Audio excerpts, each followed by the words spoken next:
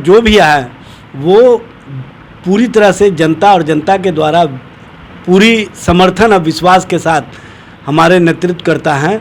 और तेजस्वी जी और अन्य लोग जो बिहार के राजनीति को अपने तरीके से कहीं ना कहीं रोजगार और नौकरी परक राजनीति बनाने का काम किया, उसके प्रति लोगों का विश्वास बढ़ा। देखिए, कल जो रात हत्या हुई, जो सत्तारूढ़ दल के एक नेता थे, सामाजिक कार्यकर्ता थे, उनकी हत्या, इसको क्या संज्ञा देंगे उन लोग, स्पष्ट करें न। और पूरे राज्य भर में जिस तरह से शासन और प्रशासन का खौफ होना चाहिए अपराधियों पर, वो दिख नहीं रहा है। अपराधी मस्त हैं, पुलिस पस्त है, ये स्पष्ट रूप से दिख रहा है। और शासन और प्रशासन के लोग कहीं ना कहीं चुनावों में व्यस्त हैं। ये स्पष्ट रूप से जो जनता और जनता के लिए काम होना चाहिए, वो इंडिया गठबंधन के सरकार के समय जो काम होता था, वो काम अब नहीं हो रहा है। और एनडीए का जो कार्यकाल है, वो पूरी तरह से जनता और जनता के हितों के खिलाफ है। ये स्पष्ट रूप से लोगों ने भी मान लिया है, लोगों ने भी जान लिया है। और शासन और प्रशासन पूरी तरह से जनता और जनता के हितों के खिलाफ काम कर रही है। चलिए एक आखिरी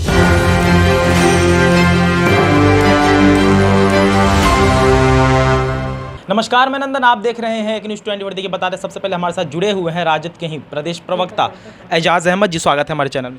बहुत धन्यवाद। अच्छा, बात करते हैं, अभी बिहार की सबसे हॉट सीट बनी हुई है पूर्णिया।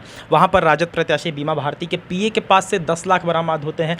उसके बाद से उस कैश बरामद होने के बाद बहुत सारे सवाल उठने शुरू हो जाते हैं कि लोकसभा चुनाव नज़दीक है, उस बीच इस तरीके के अगर कदम उठाए जाते हैं तो देखिए, इस संबंध में पूरी जानकारी नहीं है। जानकारी मिलने के बाद मैं आपको विस्तृत रूप से बताऊंगा। लेकिन ऐसा कोई मामला है तो चुनाव आयोग देखने का काम करेगा, और चुनाव आयोग के माध्यम से जो भी वहां पर मामले सामने आएंगे, उसके बाद हम विस्तृत रूप से आपको बताएंगे कि क्या मामला है, क्या नहीं है। चलिए बात करते हैं, लोकसभा चुनाव नज़दीक है। अगर एनडीए की बात करें तो केंद्र से हर एक बड़े बड़े जो केंद्र नेता है वो आ रहे हैं, उपस्थित हो रहे हैं बिहार में। अमित शाह ले ले, जेपी नड्डा ले ले, या फिर नरेंद्र मोदी खुद, हर कोई आ रहा है। लेकिन अगर बात करें महागठबंधन की, तो वहाँ से ज़्यादातर केंद्र के चेहरे नहीं दिख रहे हैं, बस एक दो को छोड़कर। देखिए, बिहार में जो हमारे पास नेता है तेजस्वी प्रसाद यादव, उनके प्रति जनता का विश्वास है, जनता का समर्थन है। और तेजस्वी जी को जिस तरह से लोगों ने चुनावी सभा में वार्म वेलकम किया, ये स्पष्ट रूप से हमारे प्रति जो जनता का विश्वास और समर्थन है वो दिख रहा है।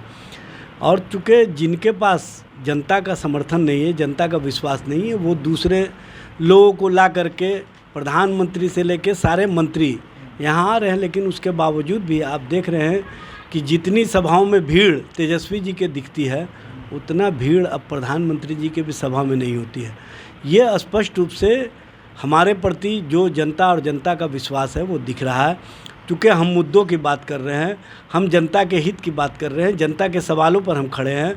और ख़ास तौर से जो हमने सामाजिक समीकरणों के साथ चुनाव मैदान में प्रत्याशी दिया है, उसके प्रति लोगों का विश्वास बढ़ा है, लोगों का समर्थन बढ़ा है।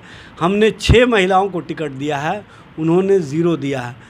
ये महिलाओं के प्रति हमारे सम्मान का भाव है, स्पष्ट रूप से दिख रहा है। इसलिए अब उनके यहाँ कौन कौन लोग आते हैं नहीं आते हैं उसका कोई मतलब नहीं है। हमारे यहाँ जो भी है वो पूरी तरह से जनता और जनता के द्वारा पूरी समर्थन और विश्वास के साथ हमारे नेतृत्व करता है। और तेजस्वी जी और अन्य लोग जो बिहार के राजनीति को अपने तरीके से कहीं ना कहीं रोजगार और नौकरी परक राजनीति बनाने का काम किया, उसके प्रति लोगों का विश्वास बढ़ा है। अच्छा, आपके महागठबंधन को भाजपा नेताओं की तरफ से महाठगबंधन का नाम दिया जाता है, और उसके बाद अगर बात करें आपके शासनकाल के, आपके राज की, तो आपके शासनकाल को नाम दिया जाता है जंगल राज, गुंडा राज का। देखिए, कल जो रात हत्या हुई, जो सत्तारूढ़ दल के एक नेता थे, सामाजिक कार्यकर्ता थे, उनकी हत्या, इसको क्या संज्ञा देंगे उन लोग, स्पष्ट करें न।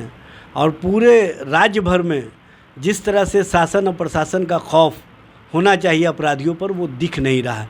अपराधी मस्त हैं, पुलिस पस्त है, ये स्पष्ट रूप से दिख रहा है। और शासन और प्रशासन के लोग कहीं ना कहीं चुनावों में व्यस्त हैं। ये स्पष्ट रूप से जो जनता और जनता के लिए काम होना चाहिए, वो इंडिया गठबंधन के सरकार के समय जो काम होता था वो काम अब नहीं हो रहा है। और एनडीए का जो कार्यकाल है वो पूरी तरह से जनता और जनता के हितों के खिलाफ है। ये स्पष्ट रूप से लोगों ने भी मान लिया, लोगों ने भी जान लिया है और शासन और प्रशासन पूरी तरह से जनता और जनता के हितों के खिलाफ काम कर रही है। चलिए एक आखिरी सवाल लेंगे एजाजी आपसे कि कहा जा रहा है पिछली बार जिस तरीके से राजद को सीट नहीं मिल पाई थी तो उस विषय पर मजाक तो बनाते हैं विपक्ष, तो इस बार क्या लगता है कि उस सदमे से उभर पाएंगे? पिछली बार एक सीट भी नहीं मिल पाई थी, इस बार का क्या प्लान है? देखिए, पहले चरण के चुनाव के बाद जिस तरह से भाजपा और जदयू के खेमे में बौखलाहट और घबराहट है, ये स्पष्ट संकेत है कि हमारे प्रति जो जनता का विश्वास था वो वोट में भी तब्दील हुआ है और हम चारों का 4 सीट प्रथम चरण का जीतने जा रहे हैं। कल जो 5 सीटों पर चुनाव होने जा रहा है उसमें भी हम 5 सीट जीतने जाएंगे, चूँकि जनता और जनता के बीच जो हमने काम किया वो दिख रहा है।